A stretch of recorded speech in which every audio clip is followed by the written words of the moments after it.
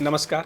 विश्व गुरुदीप आश्रम शोध संस्थान में श्राद्ध विज्ञान वार्ता के अंतर्गत पितृ महोत्सव में हम लोग श्राद्धों के विषय में चर्चाएं कर रहे हैं। अब तक की चर्चाओं में हमने बहुत गहन रहस्यों को जानने का प्रयत्न किया और आप सब श्रोताओं ने उसका लाभ भी लिया है।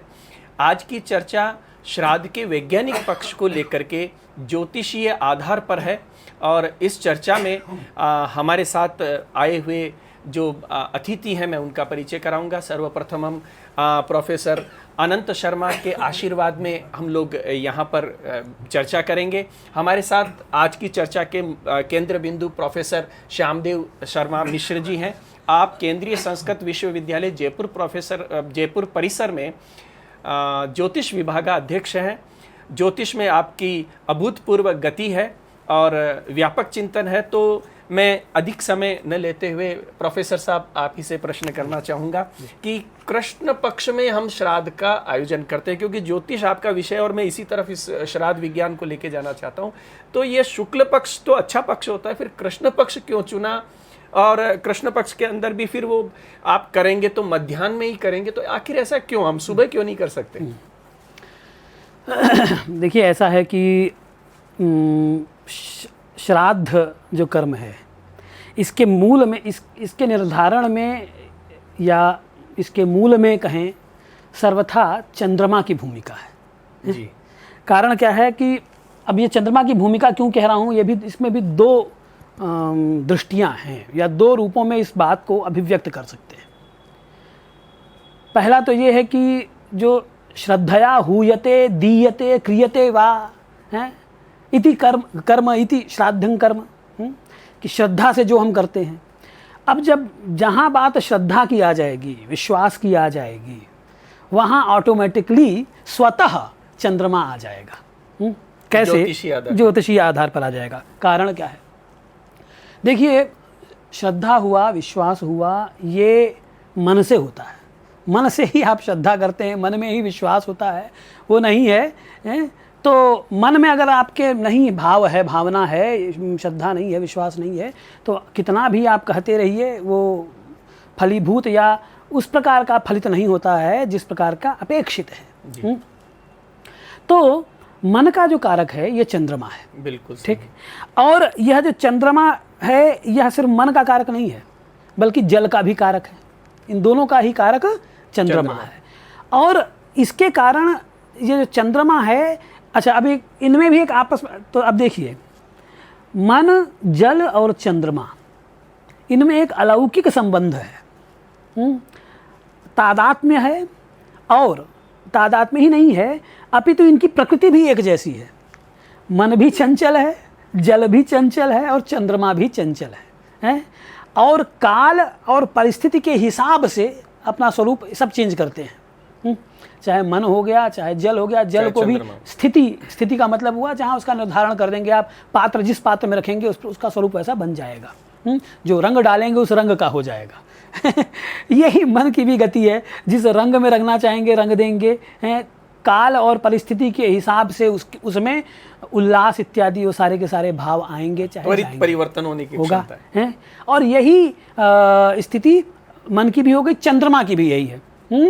चंद्रमा की स्थिति ऐसी है कि चंद्रमा तो कलावान है, षोडश कलाएं हैं उसकी, और वो उसी प्रकार से प्रतिदिन एक एक कला बढ़ेगा, एक एक कला फिर घटेगा।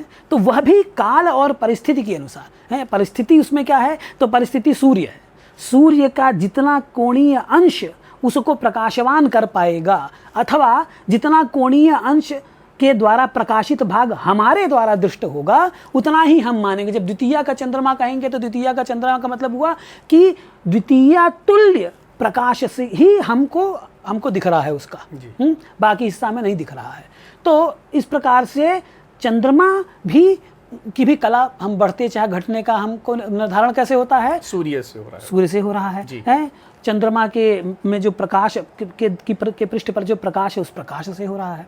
तब ऐसे में एक बात और है कि चंद्रमा अगर निर्बल हुआ तो व्यक्ति को मनोविकार भी होते हैं, और चंद्रमा अगर निर्बल हुआ तो उसको शारीरिक विकार भी होंगे। दोनों प्रकार के विकार होंगे।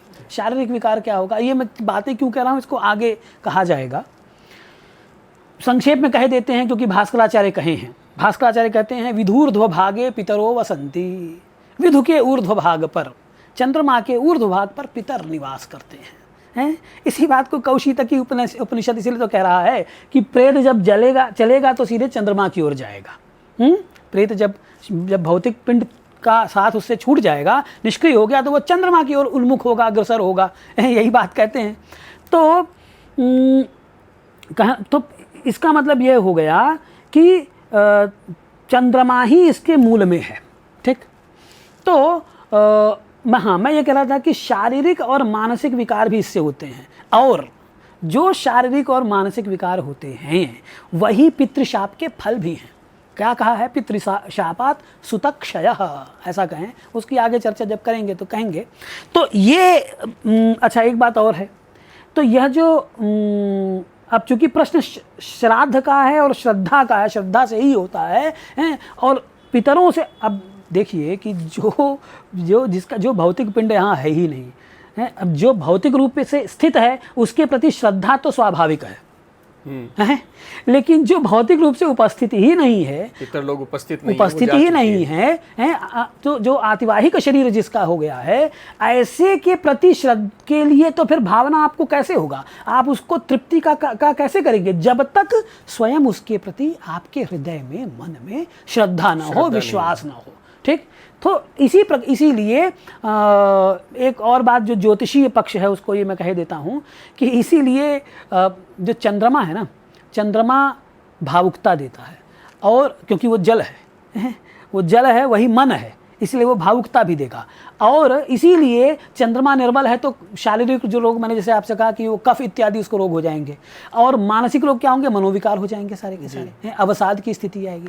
तो ये सारा का सारा चंद्रमा के कारण होता है। अब जब यह स्थापित हो गया क्या कि श्राद्ध में चंद्रमा का ही सर्वाधिक महत्व है, तब अब इसके आगे की कथा है। वो क्या है, फिर यहाँ पे कहते हैं कि आपका प्रश्न आया कि कृष्ण पक्ष ही क्यों जी। तो जब तक हम चंद्रमा से की बात की महत्ता नहीं जानेंगे, भूमिका उसमें नहीं समझेंगे, चंद्र से निर्धारित जितने मान हैं, मासास तथाश्च तिथयस्तु ही नामशु मानात, ऐसा भास्कर कहते हैं कि मास और तिथियां चंद्रमा से होती हैं। ठीक, तो जब इससे होती हैं तो चांद्र मास और चांद्र तिथि।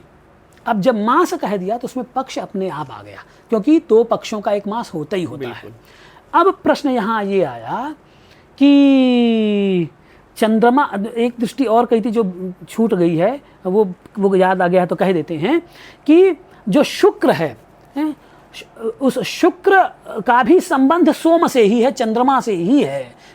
सोम है, रस है, तभी फिर शुक्र बनेगा, वरना तो बनेगा नहीं। इसलिए उनका भी एक आपस में तादात्म्य है, जिसकी आगे चर्चा करेंगे। तो चंद्रमा हर दृष्टि से भूमिका में दिख रहा है श्राद्ध कर्म के। ठीक, अब आया कि चंद्रमा जब भूमिका में आ गया तो चंद्रमा के काल को देखा जाए। तब यह प्रश्न हुआ कि कृष्ण पक्ष ही क्यों।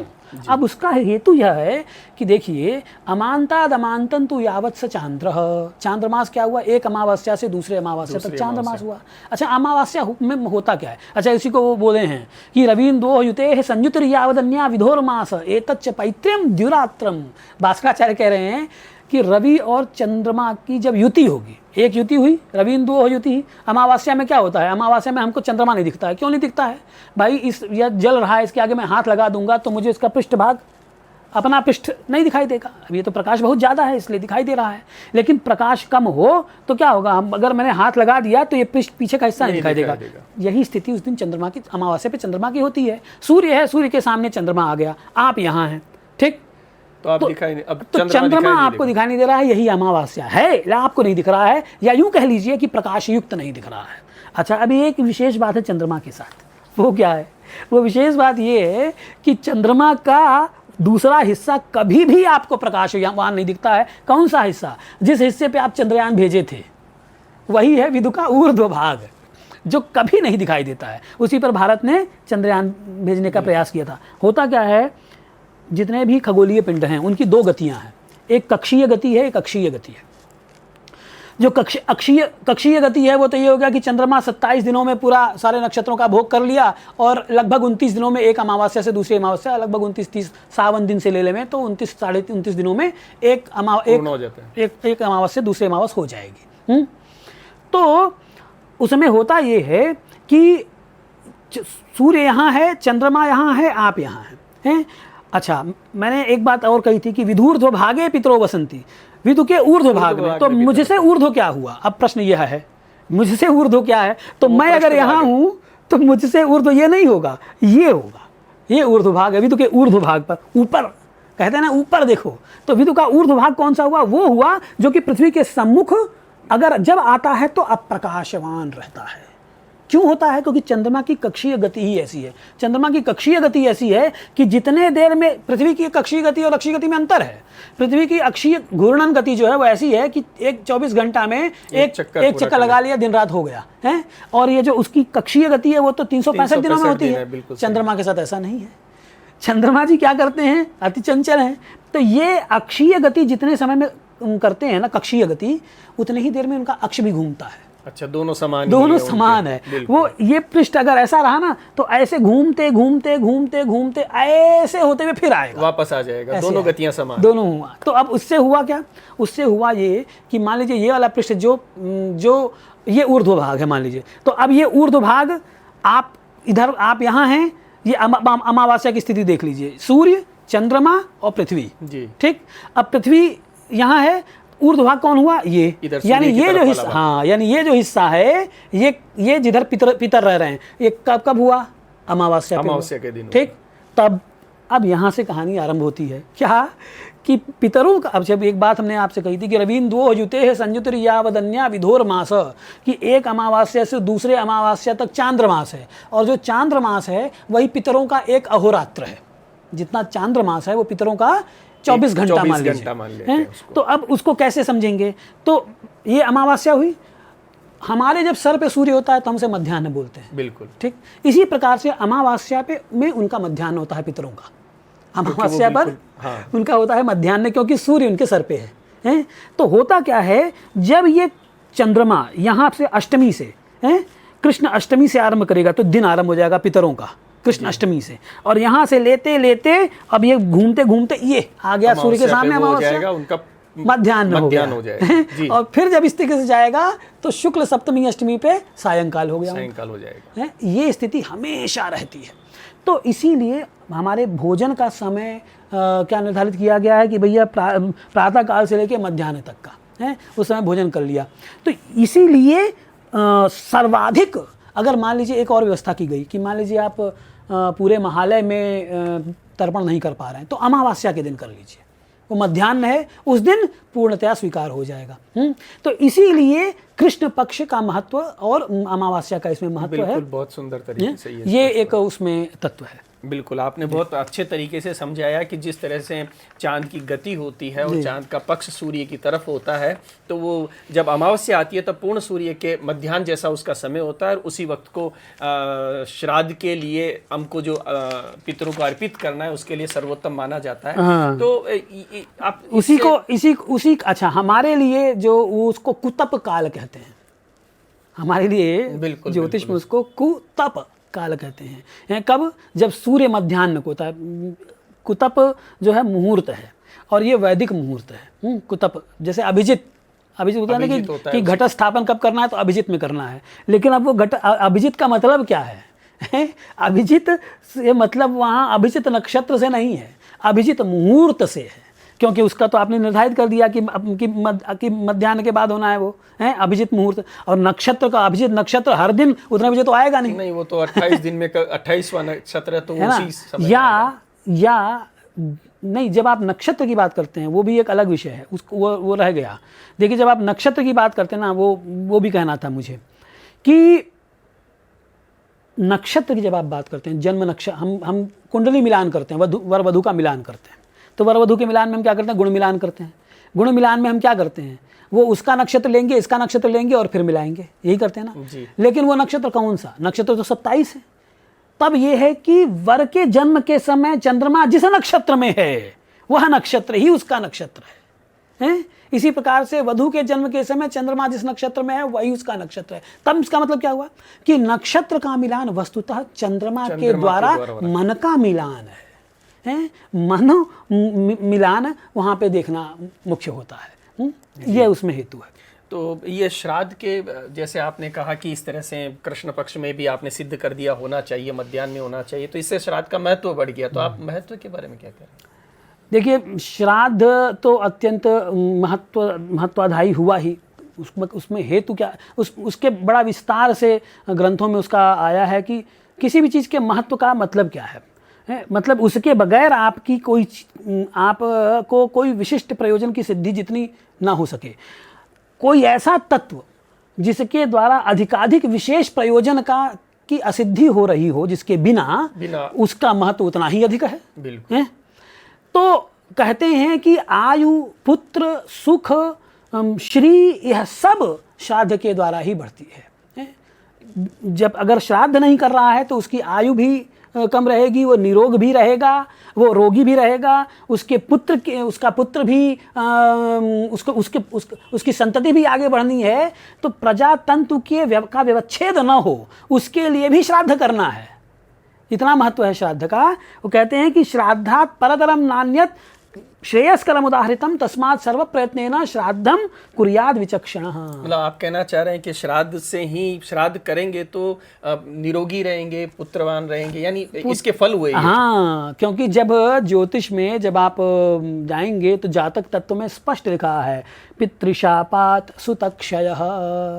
पितृ के शाप से सुतक्षय होता है। पितृ के शाप से दो प्रकार की समस्याएं आती हैं मनुष्य को, हैं। इसीलिए उन्होंने क्या कहा कि आयु पुत्रान यशः स्वर्गम कीर्तिम पुष्टिम बलम श्रियम पशून सौख्यम धनम धान्यम प्राप्नुयात् पितृपूजनात्। ये सब का सब, चाहे आयु हो गया, पुत्र हो गया, यश हो गया, स्वर्ग हो गया, इन सब की प्राप्ति इस श्राद्ध कर्म के अनुष्ठान से ही होती है। प्रयच्छन्ति तथा राज्यम प्रीता नृणाम पितामहाः यद यद ददाति विधिवत सम्यक श्रद्धान्वितः नरः। जो जो वह श्रद्धा से दे देगा वो सब पितर उसको लौटाते हैं। इस बात को कह रहे हैं। तो जो भी चाहे जितने भी अपने पुरुषार्थ हैं, ये इन सारे के सारे पुरुषार्थों की अवाप्ति, उसकी प्राप्ति श्राद्ध कर्म के अनुष्ठान से ही संभव है। या श्राद्ध कर्म का अनुष्ठान उतना ही महत्वपूर्ण है जितना अन्य सारे कर्म महत्वपूर्ण है। जी, आप, एक प्रश्न मेरे मन में आ गया। आपने कहा कि साहब ये पितर जो होते हैं वो चंद्रमा के ऊपरी भाग पे निवास करते हैं, उनका भाग ऊर्ध्व भाग है। तो ये पितर लोग वहाँ तक की गति किस प्रकार से कर लेते हैं, थोड़ा सा आप देखिए। इसमें यही बात है, दो चार बातें अभी जो मैंने मधुसूदन ओझा जी के साहित्य को जो थोड़ा बहुत पढ़ा, उससे जो मैं समझ पाया, तो हमारा उसमें अध्ययन आरंभ ही हुआ है। देखिए, ऐसा मैं शुरू में एक दो बात कहा था कि सोम ही, इसीलिए पितृप्राण जो है वो कहते हैं कि वह उसके मूल में सोम ही है। पितृप्राण से मैं जो समझ पाया कि जो विशेष ऊर्जा है, वह जो विशेष ऊर्जा है, उस विशेष ऊर्जा का जो उसमें एक ऊर्जस्विता है, उसका मूल क्या है? तो उसका मूल है सोम, और दूसरा है उसका मूल शुक्र। तो होता ये है कि जब हम ये श्राद्ध इत्यादि कर्म करते हैं, एक उदाहरण के द्वारा इसको समझने का प्रयास करते हैं। जैसे मान लीजिए आश्विन शुक्ल द्वितीया के दिन कोई भोग करके, पूर्णायु भोग करके दिवंगत हो गया। ठीक, जब वो दिवंगत हो गया तो उसका जो प्रेत है वो अब फिर ऊर्ध्वगामी होगा। प्रकृष्टेन इतः इति प्रेतः, प्रकृष्ट ही उसकी इतः यानी उसकी गति होगी। तो वह जो प्रेत है उसकी गति होगी तो कहाँ जाएगा? उसकी एक स्वाभाविक गति है। वो स्वाभाविक गति क्या है कि वो चंद्रमा तक जाएगा। क्यों? क्योंकि जैसा कि हमने कहा कि वह पितृप्राण वहाँ पे उसका व्यवस्थित है, और वही पितृप्राण जिसका हम सपिंडीकरण जब करते हैं, तो सपिंडीकरण जब करते हैं वहाँ पर, तो वहाँ पिता पितामह, प्रपितामह, विद्ध प्रपितामह इत्यादि, उन सबके पिंड वहाँ हैं।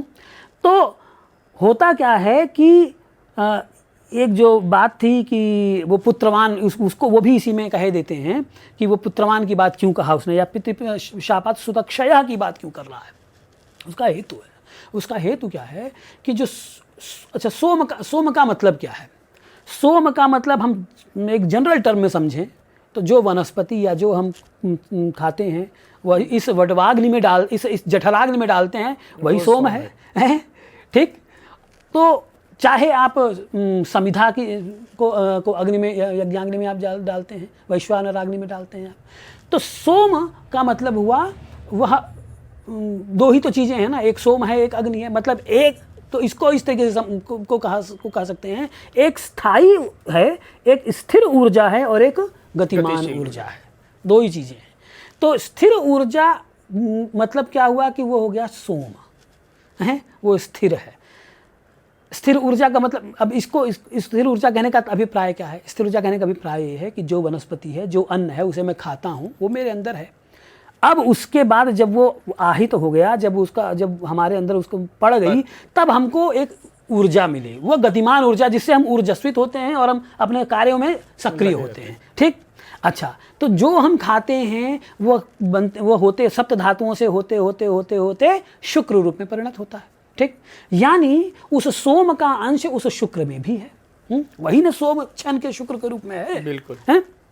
तो होता क्या है कि चूंकि उस शुक्र में सोम का अंश है, इसीलिए वह उत्क्रांत जब होगा तो वह चंद्रमा की तरफ ही जाएगा, क्योंकि उसका मूल उसका जो वहां पर मूल उसका प्राण वहां व्यवस्थित है। तो इसलिए होगा क्या कि आश्विन शुक्ल द्वितीया को मान लीजिए इसका प्रेत का गमन हुआ, तो अब उसके बाद क्या होगा कि जब दोबारा आश्विन, अच्छा इसमें भी तीन, अब यहाँ प्रेत की संज्ञाओं को भी ले लेते हैं। जब शुरू में प्रेत जब चला, चंद्रमा की ओर बढ़ा, तो उसकी संज्ञा होती है अश्रुमुख संज्ञा होती है, क्योंकि अग्निस्थान अग्नि प्रधान उस समय वो रहता है। तो उसकी अश्रुमुख संज्ञा होती है। और अश्रुमुख क्यों है, मैं ये तो नहीं समझ पाया। विचार मेरा यही बना कि चूंकि उस समय नया नया ही संबंध छूटे हैं सारे के सारे, इसलिए वो शायद वो ज़्यादा कष्ट में होगा, भावुकता में होगा, क्या है उसको तब मैं जब आगे ओझा जी का साहित्य पढ़ूंगा तो समझ पाऊंगा, उतना समय नहीं मिला। लेकिन अश्रुमुख से मैं यही समझ पाया, क्योंकि अश्रुमुख है, फिर पार्वण है, फिर नांदी मुख है, ये तीन पितरों के प्रकार हैं। और उसमें प्रधानता यही है कि जो अग्निस्थानीय है, आपका प्रश्न भी जो है ये पितरों के प्रकार को अगर हम उसको भी इसी में समाहित कर लेंगे, तो जब हुआ, अच्छा फिर हुआ क्या यहाँ पे कि ये जो भौतिक पिंड है, भौतिक पिंड जब छूटा, अब ये भौतिक पिंड भी 5 कोशों से बना है। विज्ञान आनंद हो गया, विज्ञान हो गया, मन हो गया, प्राण हो गया और वाक हो गया। ठीक। वाक सबसे पहले बंद हो जाएगी, वाणी सबसे पहले बंद हो खत्म, सिस्टम समाप्त हो जाएगा। है वही एक इंडिकेशन है किसका, कि अब यह सिस्टम भौतिक पिंड जो है यहाँ अब इसकी क्रिया समाप्त होने जा रही है, अवसान पर है। तो सबसे पहले वही आपको दिखेगा। इसीलिए यही अंतर है प्रेत में और पिंड में, क्या कि उसके पास वाणी नहीं है, उसको वाणी चाहिए तो किसी पिंड का सहारा लेगा, किसी में प्रवेश करेगा, परकाया प्रवेश करेगा, तभी ना वो कह पाएगा, काया प्रवेश तभी वो बोल पाएगा, वरना आप वो कहता रहेगा, आप सुन ही नहीं सकते उसको, है क्योंकि उसके पास वाक ही नहीं है। वाक क्यों नहीं है? क्योंकि जो वाक संस्थान है भौतिक पिंड वो है ही नहीं उसके पास, तो कैसे होगा? तो होता ही, तो सबसे पहले तो उसने क्या हुआ कि यह जो शुक्र रूपी पितृ प्राण है, वो जब यहाँ से ऊपर उठेगा तो आश्विन शुक्ल द्वितीया को उसकी मृत्यु हुई, तो दोबारा जब तो ये ऊपर की ओर चंद्रमा की ओर गमन करेगा, वह अश्रुमुख हुआ। और फिर जब आगे बढ़ेगा तो पार्वण कहलाता है, जब वो अंतरिक्ष में रहता है। और जब वो चंद्रमा पर पहुंच जाएगा तो वो नांदी या दिव्य कहलाया। तो उनके द्वारा यह खींचा जाता है, ठीक उसी प्रकार से जिस प्रकार से एक भूपिंड है, एक मृतपिंड है। मृतपिंड को अगर आप उछालेंगे अंतरिक्ष में तो अगर ऊपर उछाल दिया तो अगर वो पृथ्वी के परास से बाहर नहीं गया तब तो लौट के पृथ्वी पे ही आएगा, यहीं रुकेगा। अगर पृथ्वी के बाहर निकल गया तो अंतरिक्ष में भ्रमण ही करेगा, कहीं रुकेगा नहीं। रुकने के लिए उसे फिर मृत चाहिए, तभी वहाँ रुकेगा। तो सजातीयता के आकर्षण के कारण फिर जब आश्विन शुक्ल द्वितीया आएगी तो उस समय प्रेत तेजी से उस ओर आकृष्ट, शुरू में तो उसका आकर्षण अधिक है इस भूतपिंड की तरफ, लेकिन धीरे धीरे, इसीलिए शुरू में जब आकर्षण ज़्यादा होता है तो इसलिए उसको हम पाक्षिक श्राद्ध देते हैं। हर पखवाड़े पे याद करते हैं उसको याद करते हैं, उसके लिए तर्पण करते हैं कि अरे तुम घबराओ नहीं, हम तुम्हारे साथ हैं, चिंता मत करो। फिर वो धीरे धीरे जैसे वो आगे बढ़ता है उसका मोह भंग होता है, फिर मासिक श्राद्ध करते हैं और फिर आप वार्षिक श्राद्ध करते हैं। यानी जब दोबारा आश्विन शुक्ल द्वितीया आई, कृष्ण पक्ष की द्वितीया आ जाएगी, तब आप उसको दोबारा श्राद्ध देंगे। तो ऐसे में वह चंद्रमा की ओर आकृष्ट होकर वहाँ प्रतिष्ठित हो जाएगा। तो यह अभी तक जो मैं पढ़ पाया इतना ही है, इसके आगे बहुत समय तो नहीं मिल पाया। हाँ। लेकिन फिर इसके आगे नहीं, आपने जो ये विषय बताया बड़ा सार्थक है, और सबसे महत्वपूर्ण विषय आपने कृष्ण पक्ष का और मध्याह्न का जो स्पष्ट किया वो ज्योतिषीय आधार पे भी बड़ा अद्भुत है। तो आपने जो हमें समय दिया इसके लिए आपका बहुत बहुत आभार, धन्यवाद।